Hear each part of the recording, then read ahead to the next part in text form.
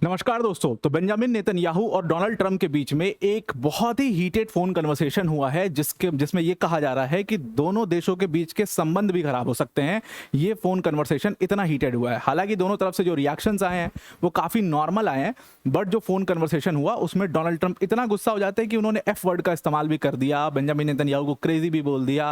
उन्होंने ये भी कह दिया कि यार तुम जेल चले जाते, मैं तुमको बचा रहा हूं। मतलब ट्रंप बीइंग ट्रंप, डंकापति नाम ऐसे नहीं पड़ा है, डंकापति बीइंग डंकापति। और उसके बाद उन्होंने ये सब ट्रुथ सोशल पर लिख भी दिया। तो बेंजामिन नेतन्याहू जाहिर सी बात है कि वो इस चीज से बहुत नाखुश होंगे। और इन दोनों के बीच में जो टेंस्ड फोन कॉल की ये छड़ी है ना, ये बहुत लंबी है। अगर आप देखो तो एक पूरी लिस्ट बना सकते हो आप इसकी, क्योंकि हमेशा डोनाल्ड ट्रंप और बेंजामिन नेतन्याहू के बीच में ऐसी हीटेड फोन कन्वर्सेशन हो जाती है। हमने एक बहुत हीटेड फोन कन्वर्सेशन के बारे में सुना था, बेंजामिन नेतन्याहू और जेडी वांस के बीच में भी बहुत हीटेड फोन कन्वर्सेशन हुई थी। वैसे ही कुछ फोन कन्वर्सेशन यहां पर भी सामने आ रही है। लेकिन ये वाली जो हीटेड फोन कन्वर्सेशन है, कहा जा रहा है कि इट इज टू बिग, और ये इतना ही बड़ी है कि कहीं ना कहीं इजराइल अब यूएस को लेकर के बहुत ज़्यादा नेगेटिव होते जा रहा है। हमने पहले भी देखा था कि बेंजामिन नेतन्याहू ने एक बहुत बड़ा अनाउंसमेंट किया था। उन्होंने कहा था कि कुछ सालों में, आने वाले कुछ समय में हम पूरी तरीके से इंडिपेंडेंट हो जाएंगे, हमें कोई यूएस सपोर्ट की ज़रूरत नहीं पड़ेगी। और ये एक पर्पस के लिए किया गया था। एकदम सेम वही चीज़ दोबारा से यहाँ पर हुई है। एक बहुत ही हीटेड फोन कन्वर्सेशन हुई है और डिटेल में इसको डिस्कस करते हैं। वीडियो में आगे जाने से पहले एक बड़ी अनाउंसमेंट है आगे। यूपीएससी सीएससी की अगर आप प्रिपरेशन कर रहे हो तो Unacademy is your one stop solution. और अनअकैडमी ने आपके लिए अपना फाउंडेशन कोर्स लॉन्च किया है, जिसकी फीस सिर्फ और सिर्फ 19,999 है। ये पूरा एक कंप्लीट कोर्स है जिसमें जीएस, सीसैट, टेस्ट सीरीज सब कुछ यहाँ पर कवर किया जाएगा। मेंस की जो टेस्ट सीरीज होगी वो भी इसके अंदर इंक्लूडेड है। पूरा इवैल्यूएशन किया जाएगा और आपको कंप्लीट मेंटरशिप सपोर्ट भी यहाँ पर मिलेगा। ये पूरा आपको इंडिया के बेस्ट एजुकेटर जैसे मृणाल सर, प्रतीक सर, सुदर्शन सर जैसे एजुकेटर्स यहाँ पर इस बैच के अंदर आपको पढ़ा रहे होंगे। और इजी ईएमआई ऑप्शन भी अवेलेबल है, जिसको आप 888 रुपये पर मंथ पर ले सकते हो। तो लिंक इसका डिस्क्रिप्शन में है, उस पर क्लिक करके आप इसको ज्वाइन कर सकते हैं या मेरा कोड इस्तेमाल कर सकते हैं। मेरा कोड है APYT10, ये मेरा कोड है। इसको इस्तेमाल करके आप इस कोर्स को अवेल कर सकते हैं। Now I am coming to the topic straight forward. तो डोनाल्ड ट्रंप ने बेंजामिन नेतन्याहू को फोन किया और यूएस ऑफिशियल्स जिन्होंने कई सारी मीडिया एजेंसीज को ये बात बताई है, जाहिर सी बात एनोनिमस बेसिस पर उन्होंने बताई है। उन्होंने कहा कि ये फ़ोन कॉल इतना हीटेड था कि दोनों देश के बीच में संबंध भी खराब हो सकते हैं। अगर आप इस फ़ोन कॉल को देखो तो उसमें ट्रंप एक इस पॉइंट पर पहुंच गए कि उन्होंने बेंजामिन नेतन्याहू को कहा कि यार तुम क्या, आर यू क्रेजी, तुम मतलब एफ वर्ड का इस्तेमाल किया। और उन्होंने कहा, एफ वर्ड का इस्तेमाल वैसे तो ट्रंप बहुत जनरली करते हैं, लेकिन प्रोफेशनल सेंस में आप सोचिए कि एक देश का राष्ट्रपति और एक देश के प्रधानमंत्री के बीच में बातचीत हो रही है यहाँ पर, और उसमें एफ शब्द का इस्तेमाल करना और उसमें अगले को क्रेजी बोल देना, कहना तुम तो जेल चले जाते, मैंने तुम्हें बचा लिया, ऐसी ऐसी बातें डोनाल्ड ट्रंप ने बोल दी। ये इतना ज्यादा हीटेड फोन कन्वर्सेशन हो गया था। आखिर ये फोन कन्वर्सेशन इतना हीटेड हुआ क्यों? देखिए, डोनाल्ड ट्रंप को एक बहुत बड़ी प्रॉब्लम में इस समय वो फंस चुके हैं, and that problem is the Iran peace talks. Iran peace talks जो है वो मटेरियलाइज करने के लिए ट्रंप बहुत ज्यादा आतुर हैं, क्योंकि उनको पता है कि उनकी ऑल टाइम रेटिंग्स बहुत निगेटिव जा चुकी है। इलेक्शन है यूएस के अंदर, पॉलिटिक्स बहुत तेजी से, देखो यूएस की पॉलिटिक्स वैसे भी बहुत तेजी से चेंज होती है, वो चेंज हो रही है। और वहां पर ट्रंप को लगातार लोग हेट कर रहे हैं, ट्रंप के खिलाफ प्रोटेस्ट हो रहे हैं, लोग खुश नहीं है डोनाल्ड ट्रंप से। और ये बात ट्रंप तक पहुंच चुकी है, ट्रंप को ये बात मिल चुकी है कि क्योंकि देखिए बिजनेस लीडर्स के लीडर हैं डोनाल्ड ट्रंप, बिजनेस वालों ने बैठाया डोनाल्ड ट्रंप को ताकि उनको फायदा हो। अब उसमें कुछ को तो बहुत फायदा हो रहा है, लेकिन कुछ जो है, क्योंकि हर बिजनेस का एक उसूल होता है कि सारा बिजनेस स्टेबिलिटी खोजता है, वो स्टेबिलिटी नहीं मिल रही है। सबको लगा था ये वेनेजुएला जैसा टर्नआउट होगा, लेकिन ये बहुत ज्यादा बड़ा बन चुका है, ये खींचते चला जा रहा है और उससे बिजनेस में जाहिर सी बात है नुकसान होगा, वो साइकिल घूम फिर के आएगी। और इसीलिए डोनाल्ड ट्रंप इतना प्रेशर में है। तो वो चाहते हैं किसी भी तरीके से ईरान पीस टॉक्स जो हैं वो मेरे मटेरियलाइज हो जाएं और ये मैटर मैं खत्म करूं। लेकिन लगातार बेंजामिन नेतन्याहू दूसरी तरफ से लेबनान के ऊपर अटैक करते जा रहे हैं और बहुत भयंकर ये अटैक प्लान कर रहे थे बेरूत के ऊपर। उसी को लेकर के डोनाल्ड ट्रंप और बेंजामिन नेतन्याहू में ये हीटेड फोन कन्वर्सेशन हुई है। रिपोर्ट्स का कहना है, मतलब जो अमेरिकन ऑफिशियल्स थे, यूएस ऑफिशियल्स थे, जिन्होंने उस पूरे कन्वर्सेशन को सुना, उनका कहना है कि बेंजामिन नेतन्याहू ने पूरा प्लान कर लिया था कि वो एक ग्राउंड ऑपरेशन करेंगे, फिर से एक ग्राउंड ट्रूप्स ऑपरेशन करेंगे बेरूत में बड़ा स्ट्राइक करेंगे। और उसके बाद लेबनान के अंदर फिर से इजरायली फोर्सेस जाएंगी। जो इजरायली फोर्सेस ऑलरेडी वहां पर प्रेजेंट हैं, वो पूरी तरीके से बाहर नहीं आई हैं, वो दोबारा से ऑपरेशंस करेंगी और फिर से हिजबुल्लाह के कमांडर्स को वो एलिमिनेट करेंगी। ये बात सुनते ही डोनाल्ड ट्रंप के एकदम होश फाकते हो जाते हैं और उनको जो है वो पहुंचते हैं और उसके बाद बेंजामिन नेतन्याहू से फोन कन्वर्सेशन करते हैं।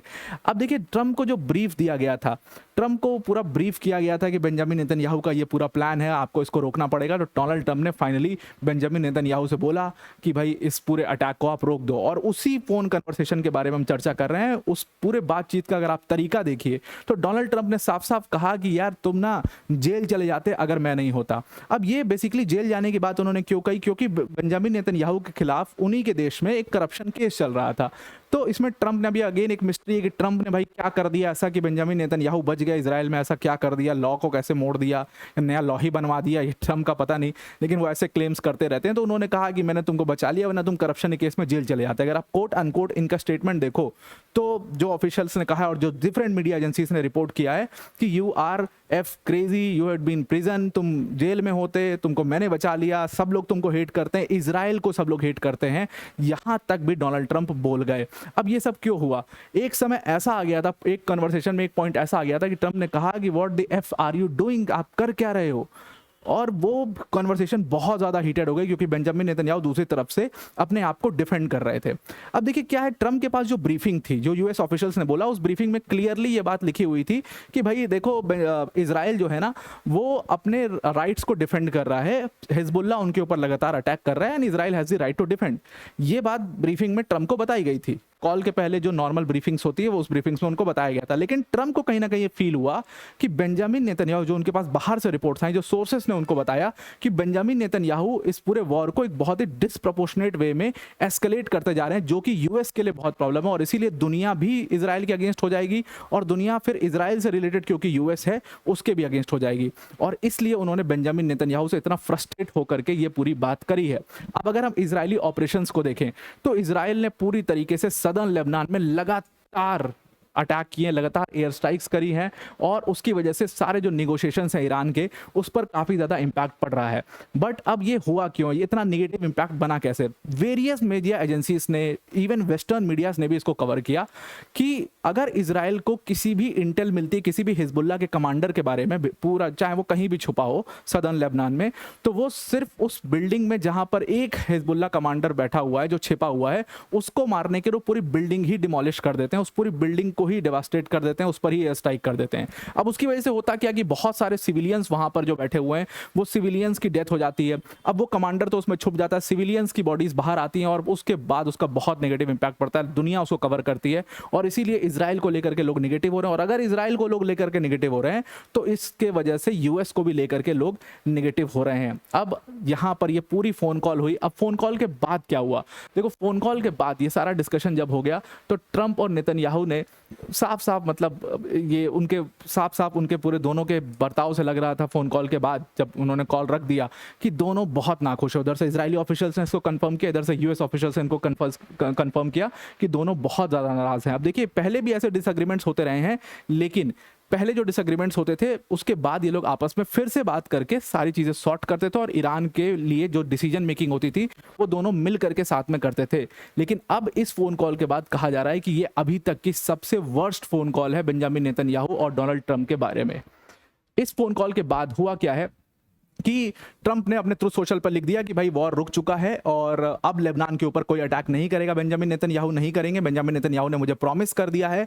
और उन्होंने कहा कि थैंक यू बेंजामिन नेतन्याहू, और ये सारी चीज़ें उन्होंने कह दी हैं। उन्होंने ये भी साथ में कहा कि मैंने हिजबुल्ला के लीडर से भी बात कर ली है, सब सॉर्टेड है, हिजबुल्ला भी अब इजराइल के ऊपर कोई अटैक नहीं करेगा, तो ये मामला यहाँ पर रुक जाता है।